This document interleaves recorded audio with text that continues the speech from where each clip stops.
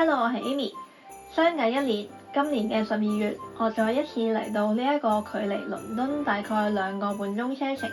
距離伯明翰大概1個鐘車程嘅城市 Stratford-upon-Avon， 亦即係傳說中莎士比亞嘅故鄉。由於喺倫敦附近同樣有一個叫 Stratford 嘅地方，所以為咗區分倫敦附近嘅 Stratford 同伯明翰附近嘅 Stratford， 位於亞方河 River Avon 河畔嘅莎士比亞故鄉就被稱為 Stratford-upon-Avon。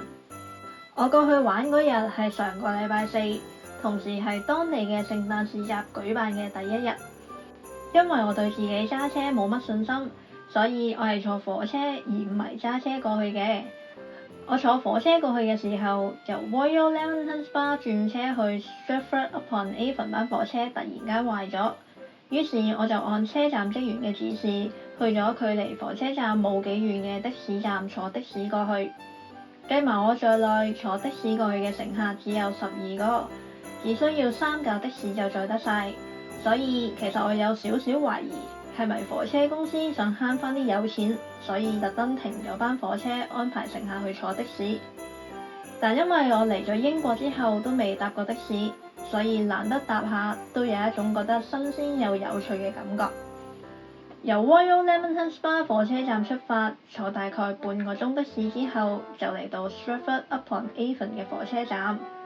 最近嘅天氣都幾凍下，可以見到路邊啲草都結晒霜。離開火車站之後，沿住呢條路一路向前行，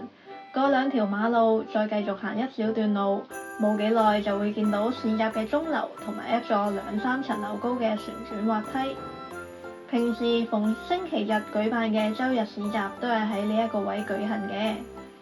雖然距離12月25號嘅聖誕節大概仲有10日，但係喺 Stratford-upon-Avon 舉辦嘅聖誕市集已經喺啱啱過去嘅星期日結束咗，所以就算你今日坐車去到 Stratford-upon-Avon 都冇機會行今年嘅聖誕市集啦。如果有興趣了解更多呢一個聖誕市集嘅嘢，唯有睇下我今日剪嘅呢一段片啦。由鐘樓嗰邊行入去聖誕市集，除咗旋轉滑梯之外，會見到玩遊戲贏公仔嘅攤位同聖誕樹，有俾人影相嘅雪橇同馴鹿，有同聖誕節相關或者無關嘅雜貨同玩具，有冬天着嘅毛毛鞋同毛毛拖鞋，有畫咗海浪圖案嘅砧板同掛飾。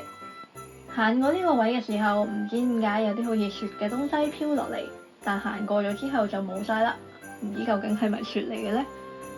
再行前啲，又係賣鞋嘅攤位，有6英鎊一對同10英鎊2對嘅毛毛鞋，亦都有10英鎊先得一對、18英鎊2對嘅毛毛鞋。嘢飲方面，一杯熱朱古力4英鎊；嘢食方面，法式薄餅4.5至7英鎊，有1寸賣嘅炸薯仔，有7英鎊一份嘅熱狗，6英鎊一份嘅豬扒包，3英鎊一罐嘅棉花糖。可以見到呢個聖誕市集都幾多人下。呢邊又可以組成字母火車嘅字母車卡，有頸巾同冷帽，有好多唔同口味嘅乳脂軟糖，有芝士、牛肉，有唔同口味嘅朱古力 brownie， 有燈飾，有手袋、背囊、冷帽、頸巾，有手套，有好多人圍住睇可以試食嘅芝士攤位，又可以放喺花園嘅室外擺設同園藝擺設。再行前啲，有好多聖誕小精靈、馴鹿、雪人，仲有啲身上面有閃閃燈嘅紅鼻鹿，有聖誕樹同屋仔，有麵包、檸檬批、甜甜圈。途中會經過服飾店、首飾店同埋咖啡店，呢度就賣啲畫咗好多狗仔同植物嘅黑板，有賣希臘街頭小食。呢邊個廣場有棵冇着燈嘅聖誕樹，左邊有德國式熱狗、炒蘑菇、炒薯仔，基本上大部分都係賣7英鎊一份。隔離係6英鎊一份嘅西班牙油炸鬼 Churro， 呢間嘅油炸鬼嘅份量明顯多過 Coventry 聖誕市集嗰間。再行前啲就有賣花環嘅攤位，又係賣園藝用品嘅攤位，賣朱古力同糖嘅攤位，賣新竹凳嘅攤位。呢條街又可以坐喺出面食嘢嘅咖啡店，有機械藝術及設計博物館。再行前啲就係賣衫同雜貨嘅攤位，呢個充滿民族風嘅頭套都好搞笑。呢度街邊有 Pandora， 有人喺街頭賣藝自彈自唱，對面有杯扇同埋花樽，有乳酪、甜品，有冷帽、冷手套，有印度小食，有酒，有澳洲小食，有街頭藝人，有長袖冷衫同披肩，有玻璃製嘅擺設同書籤，有布製嘅雜貨。然後呢邊呢棟黑黑啡啡嘅係莎士比亞嘅故居，呢邊有賣 rum 酒，有冬甩，有泰式 pad thai， 有希臘嘢食，有英國嘅肉批，有印度嘢食，有海綿蛋糕，有人偶公仔，有狗糧，又係酒，又係衫。呢邊就有賣彼得兔嘅紀念品店，有同哈利波特相關嘅商品嘅鋪頭 House of Spells， 可以見到有霍格華茲列車、小說、模型，有張通緝令同埋灰地奇掃把，仲有副唔識講嘢嘅巫師棋。望完鋪頭就繼續行返聖誕市集呢邊啦，有賣首飾嘅攤位，有賣朱古力，有賣熱酒同辣蘋果酒。呢間唔知賣咩，但個攤主着晒成套紅色西裝嘅攤位，有賣唔同口味、唔同包裝嘅朱古力，有賣鎖匙扣、耳環、手鏈、頸鏈等首飾，有動物嘅畫、杯扇、卡片、賀卡、擺設、香薰蠟燭。有戴住小禮帽嘅攤主喺度賣唔同口味嘅芝士，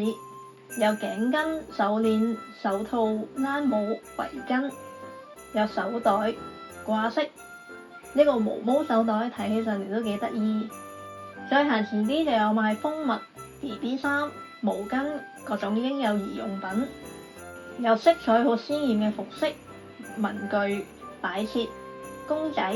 童裝衫、玩具、背囊。有成個牛角咁用嚟飲酒嘅維京人酒杯，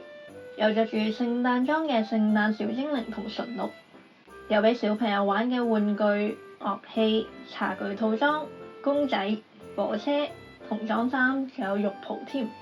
有3英鎊一張、10英鎊4張嘅卡片，有30至45英鎊一幅嘅掛畫，有 Marvel、DC 同星戰嘅海報，有唔同口味嘅啤酒。有咁多嘅畫，沿住聖誕市集嘅攤位一路向前行，冇幾耐就會去到河邊嘅位置。呢邊有好多唔同嘅食物攤位，好天嘅時候仲可以喺度坐船。呢邊有揾人捐錢嘅攤位，攤位上面嗰對刺蝟都好得意。隔離有賣乾果包嘅攤位，有賣木製品嘅攤位，甚至只係賣保鮮紙同埋賣磨刀器都可以專門擺一個攤位。呢邊有雕工精細嘅蠟燭，有世界自然基金會 WWF 籌款嘅攤位，但我覺得上面啲公仔睇起上嚟吸引啲。呢度仲有人帶寵物狗出嚟行市集，有呢一隻着得超級有聖誕氣氛嘅狗仔，都唔係狗仔啊，不過好似成個市集都係得聖誕老人同狗會着聖誕套裝。再行前啲就有好多顏色鮮豔嘅碗碟同埋木製嘅餐盤，有20英鎊一個嘅牛奶樽同唔知可以愛嚟放咩嘅鐵盒，有唔知同米老鼠係咪真係有關係嘅米老鼠造型鎖匙扣，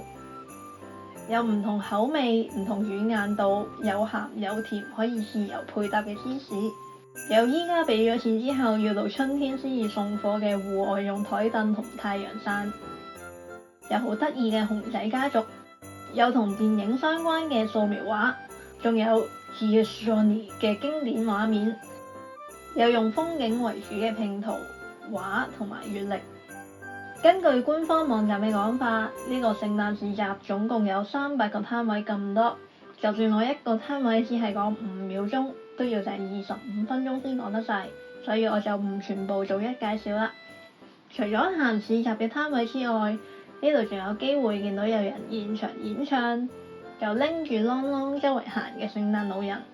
同埋踩高蹺周圍行嘅大叔。距離聖誕市集冇幾遠，仲有好多紀念品店，有莎士比亞嘅故居、教堂同都澤世界博物館可以參觀。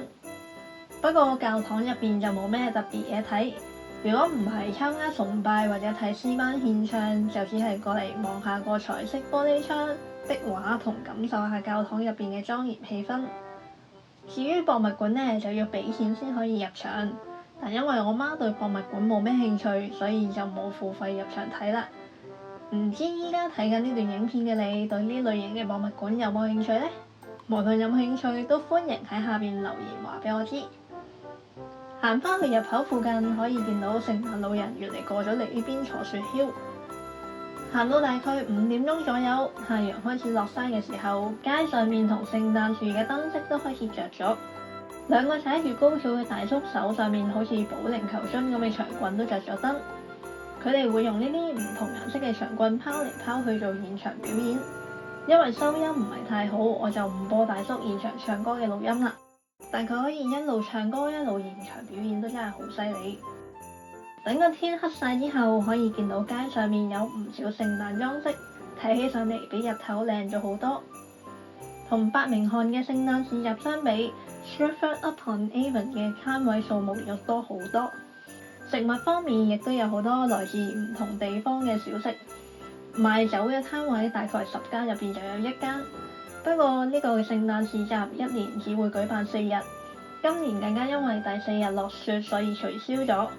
所以只係舉辦咗3日。